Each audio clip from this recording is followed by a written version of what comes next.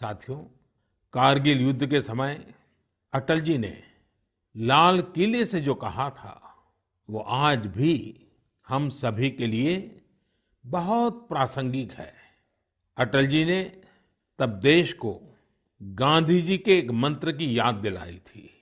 महात्मा गांधी का मंत्र था कि यदि किसी को कभी कोई दुविधा हो कि उसे क्या करना क्या न करना, तो उसे भारत के सबसे गरीब और असहाय व्यक्ति के बारे में सोचना चाहिए।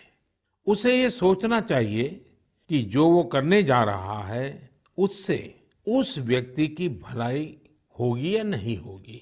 गांधी जी के इस विचार से आगे बढ़कर अटल जी ने कहा था कि करगिल युद्ध ने हमें एक दूसरा मंत्र दिया है। ये मंत्र था, कोई महत्वपूर्ण निर्णय लेने से पहले हम ये सोचें कि क्या हमारा ये कदम उस सैनिक के सम्मान के अनुरूप है जिसने उन दुर्गम पहाड़ियों में अपने प्राणों की आहुति दी थी। आइए अटल जी की आवाज में ही उनकी इस भावना को हम सुने, समझे और समय की मांग है कि उसे स्वीकार करें। हम सभी को याद है कि गांधी जी ने हमें एक मंत्र दिया था। उन्होंने कहा था कि यदि कोई दुविधा हो कि तुम्हें क्या करना है, तो तुम भारत के उस सबसे असहाय व्यक्ति के बारे में सोचो और स्वयं से पूछो कि क्या तुम जो करने जा रहे हो उससे उस व्यक्ति की भलाई होगी।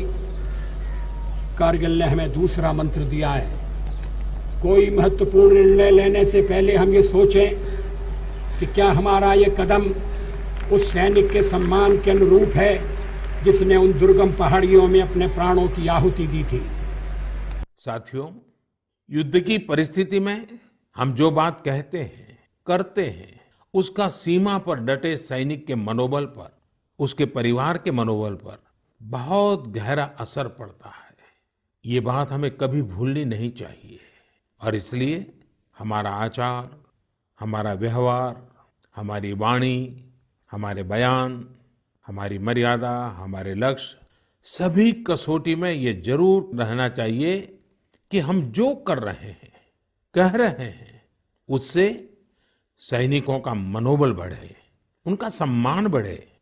राष्ट्र सर्वोपरि का मंत्र लिए एकता के सूत्र में बंधे देशवासी हमारे सैनिकों की ताकत को कई हजार गुना बढ़ा देते हैं। हमारे यहाँ तो कहा गया है ना, संगे शक्ति कलो युगे। कभी कभी हम इस बात को समझे बिना सोशल मीडिया पर ऐसी चीजों को बढ़ावा दे देते हैं जो हमारे देश का बहुत नुकसान करती है। कभी कभी जिज्ञासावत फॉरवर्ड करते रहते हैं, पता है गलत है लेकिन करते रहते हैं। आजकल युद्ध केवल सीमाओं पर ही नहीं लड़े जाते हैं, देश में भी कई मोर्चों पर एक साथ लड़ा जाता है और हर एक देशवासी को उसमें अपनी भूमिका तय करनी होती है।